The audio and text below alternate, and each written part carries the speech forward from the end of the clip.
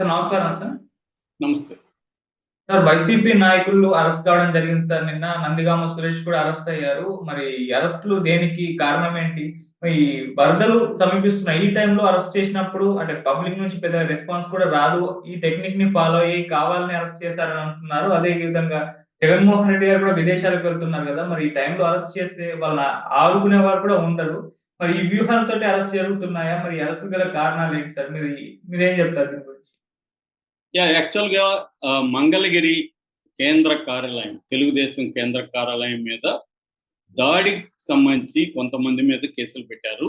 హ్మ్. వాళ్ళందరూ అంటే లేళ్ల అప్పిరెడ్డి, ఎమ్మెల్సీ, దేవినేని అవినాష్, తలశిల రఘురాము, తర్వాత ఈయన నందిగం సురేషు, తర్వాత ఆయన ఎవరు రమేష్, జోగి రమేష్, ఇలాంటి వాళ్ళ మీద దాదాపు మొత్తం ఒక 68 మంది పైన కేసు పెట్టారు.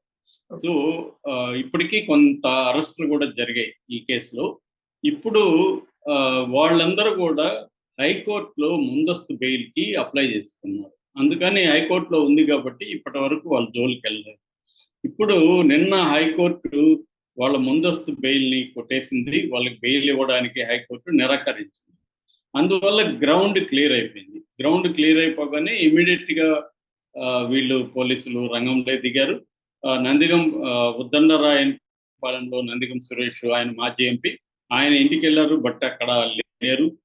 దాంతో ఆయన ఎక్కడికి వెళ్లారు ఏంటనేది పోలీసులు ఎంక్వైరీ చేశారు. కానీ ఆయన సెల్ ఫోన్ కూడా స్విచ్ ఆఫ్ చేసుంది. కానీ పోలీసులు ట్రేస్ చేయగలిగారు ఆయన్ని. ఆయన్ని హైదరాబాద్‌లో మియాపూర్‌లో బంధువుల ఇంట్లో ఉంటే ఇక్కడి నుంచి పట్టుకుని ఈరోజు మార్నింగ్ మంగళగిరి పోలీస్ స్టేషన్‌కి తీసుకెళ్లారు. ఈరోజు కోర్టులో ఆయన్ని ప్రవేశపెట్టే అవకాశం ఉంది. ఆయన ఖచ్చితంగా ఆహ్, జైలుకి పంపించే అవకాశం కూడా ఉంది. అలాగే మిగతా వాళ్ళు నేను ఇందాక చెప్పిన లిస్ట్‌లో ఉండే లేళ్ల అప్పిరెడ్డి కావచ్చు, దేవినేని అవినాష్ కావచ్చు, తలసరి రఘురామ్ కావచ్చు, జోగి రమేష్ కావచ్చు, వీళ్ళందరి కోసం వెతుకుతున్నారు. వీళ్ళల్లో మాక్సిమం చాలామంది అజ్ఞాతంలోకి వెళ్ళిపోయారని చెప్తున్నారు. అంటే వాళ్ళు అరెస్ట్ అయితే ఖచ్చితంగా జైలుకెళ్ళే అవకాశం ఉంది. రెండవది ఏందంటే ఇప్పుడు వరదల పరిస్థితి.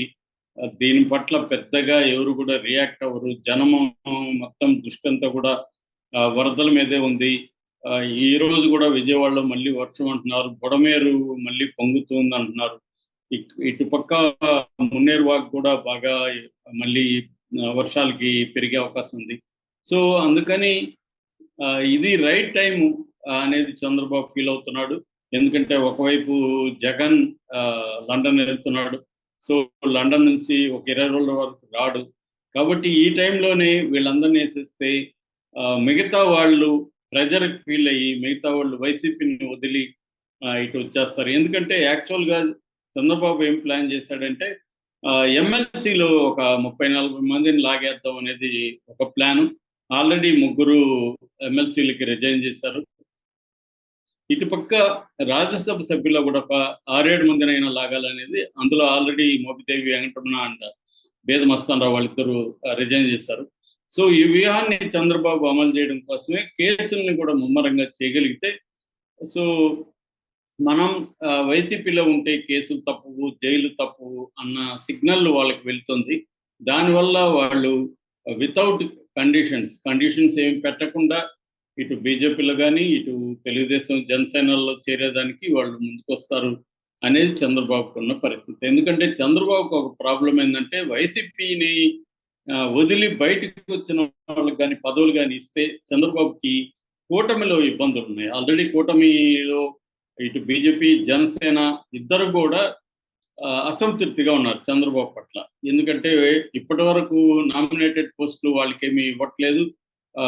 50% పైన తెలుగుదేశం వాళ్ళకి ఇవ్వాలని, 30% జనసేనకి ఇవ్వాలని, 20% బీజేపీకి ఇవ్వాలని చంద్రబాబు ఆలోచిస్తున్నాడు. కానీ బీజేపీ దీనికి అంగీకరించట్లేదు.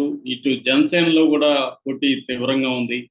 అందుకని ఆల్రెడీ కూటమిలో ఇబ్బందులు ఉన్నప్పుడు మళ్ళీ వైసీపీ నుంచి వచ్చే వాళ్ళకి గాని ఇస్తే తెలుగుదేశం శ్రేణుల్లో కూటమి నాయకుల్లో విపరీతమైన వ్యతిరేకత వచ్చే అవకాశం ఏర్పడుతుంది. ఆల్రెడీ మనం చూస్తున్నాం.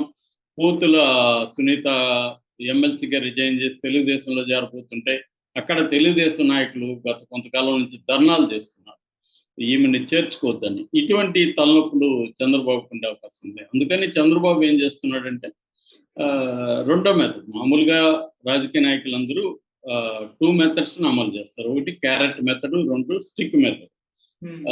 ఒక్కోసారి 2 కాంబినేషన్స్ కూడా ఉంటాయి. అంటే నేను చాలాసార్లు గుర్తు చెప్పాను క్యారెట్ అండ్ స్టిక్ అంటే ఏంటని. అంటే ప్రెజర్ చేయడం, వాళ్ళ మీద కేసులు పెట్టడం, వాళ్ళని ఆర్థికంగా దెబ్బతీయడం, వాళ్ళని అరెస్ట్ చేయడం ఫిజికల్గా, ఇవన్నీ చేయడం ద్వారా వాళ్ళు అనివార్యంగా ఆ పార్టీ నుంచి వదిలి తమ పార్టీలో జాయిన్ అవుతారు, అన్కండిషనల్గా జాయిన్ అవుతారు. అట్లా లేదనుకో కొంతమంది దీనికి కూడా తలపినప్పుడు వాళ్ళకి ఏదో ప్రలోభాలు పెట్టడం, పదవులు ఇవ్వడము, డబ్బులు ఇవ్వడము అనేది చేసి వాళ్ళని చేర్చుకుంటారు. ఇవాళ చంద్రబాబుకి తన పార్టీలకి వైసీపీ వాళ్ళని చేర్చుకోవాల్సిన అవసరం అయితే లేదు. ఎందుకంటే ఆయన సొంతంగానే 135 సీట్స్ ఉన్నాయి అసెంబ్లీలో, ఓవరాల్గా 164 కూటముకున్నాయి. కాబట్టి ఇప్పుడు వైసీపీ నుంచి ఆయనకేం అవసరం లేదు. కానీ వైసీపీని ఖాళీ చేసి వైసీపీని కంప్లీట్గా దెబ్బ కొట్టేసి రూయిన్ చేసే కార్యక్రమం అయితే చేయాలనేది చంద్రబాబు ఉంటుంది. ఎందుకంటే 2029 ఎలక్షన్లో దృష్టిలో పెట్టుకుంటే ఆ టైంకి వైసీపీ కంప్లీట్గా బలహీన పడిపోతే ఆ ఎన్నికల్లో విన్నింగ్ అనేది ఈజీ అవుతుంది. ఆ తర్వాత కూడా ఇంకా జగన్ని రాజకీయాల్లో యాక్టివ్గా కాకుండా చూసుకోవచ్చు. ఈ లోపల జగన్కి కానీ ఏదో కేసులో కన్విక్షన్ కానీ తీసుకురాగలిగితే జగన్ రాజకీయ భవిష్యత్తు అనేది అంధకారంలోకి వెళ్ళిపోతుంది అనేది చంద్రబాబుకు ఉండే వ్యూహం. ఎందుకంటే చంద్రబాబు 75 ఏళ్ళైనా కూడా యాక్టివ్గా ఉన్నారు, ఇంకొక 5 ఏళ్ళు కూడా యాక్టివ్గా ఉంటారు. సో 2029లో కూడా తానే సీఎం అయితేనే లోకేష్కి ఇబ్బంది ఉండదు. లోకేష్ కానీ సీఎం అన్నాం అనుకో పవన్ కళ్యాణ్ తిరుగుబాటు చేసే అవకాశం ఉంది. పవన్ కళ్యాణ్ తిరుగుబాటు చేస్తే తెలుగుదేశం సింగిల్గా గెలుస్తుందో లేదో తెలియదు. సో అందుకని చంద్రబాబు ఆ ధైర్యం చేసే పరిస్థితి లేదు. అందుకనే బీజేపీలో కూడా చంద్రబాబు మోడీకి ఇప్పటికి కూడా లొంగి ఉండడానికి కారణం మోడీని గట్టిగా ఏ విషయంలోనూ నిలదీయడం కానీ, మోడీని ప్రెజర్ చేసి ఆంధ్రప్రదేశ్ ఫండ్స్ తీసుకురావడంలో కానీ చంద్రబాబు ఫెయిల్ ఎందుకు అవుతున్నా అంటే ఈ కారణం వల్లే. ఎందుకంటే ఆయన 2029లో కూడా ఇదే కాంబినేషన్లో ఎలక్షన్లకు వెళ్ళాలని చంద్రబాబు ఉండే ప్లాన్. సో అందుకని చంద్రబాబు ఆచితూచి వ్యవహరిస్తున్నాడు. ఎలా వెళ్ళాలి, ఎక్కడ ఏ స్టెప్ వేయాలి, టైమింగ్ ఏంటి, ఇవన్నీ పక్క ప్లాన్తో చంద్రబాబు వెళ్తున్నాడు. ఎందుకంటే ఆయనకి సుదీర్ఘమైన ఎక్స్పీరియన్స్ ఉంది, ఒక ప్రత్యర్థుల్ని వ్యూహాలతో దెబ్బ కొట్టగలిగిన శక్తి ఉంది. రెండో దానికి సపోర్ట్ సిస్టమ్స్ వెరీ స్ట్రాంగ్గా ఉన్నాయి. కాబట్టి చంద్రబాబు వైసీపీని ఖాళీ చేయడం అనే టార్గెట్లో భాగంగానే మనం ఈ అరెస్ట్ని చూడాలి. లేదంటే నిజానికి ఒక ఆఫీస్ మీద దాడి అనేది వెరీ కామన్ థింగ్. ఎందుకంటే ఇవాళ పొలిటికల్ పార్టీలు మనం చూసాము, తెలుగుదేశం రాగానే ఎంతమంది వాళ్ళ ఆఫీసుల మీద దాడులు చేశారు, నాయకుల ఇళ్ళ మీద చేశారు. మరి వీళ్ళు చేస్తున్నప్పుడు వాళ్ళు చేస్తే మాత్రం ఎందుకు నేరమైంది అంటే ఇక్కడ పొలిటికల్ వెండెట్ అంటారు. ఎవరు అధికారంలో ఉన్న ప్రత్యర్థుల్ని పాత కేసుల్లో ఇరికించడం, పాత కేసులు అరెస్ట్ చేయడం, వాళ్ళ మీద ప్రెజర్ తీసుకురావడం, వాళ్ళు సరెండర్ అయ్యే విధంగా వాళ్ళని ప్రెజర్ చేయడం. రెండోది వాళ్ళు యాక్టివ్ కానికుండా ఆ పార్టీలో చూసుకోవడం. సో ఇటువంటి ప్రెజర్ పాలిటిక్స్ అంటారు దీన్ని, ప్రెజర్ టాక్టిక్స్. ఈ ప్రెజర్ టాక్టిక్స్ని ఉపయోగించి వైసీపీని దెబ్బ కొట్టడం అన్న లక్ష్యం చంద్రబాబు ముందు ఉంది. ఆ వైపుగానే ఇవన్నీ మనం అర్థం చేసుకోవాలి. అందుకని రకరకాల కేసులు రంగంలోకి మెల్లమెల్లగా వస్తాయి. టైము చూసుకొని చంద్రబాబు ఎప్పుడు ఏ టైంలో ఏది చేయాలి.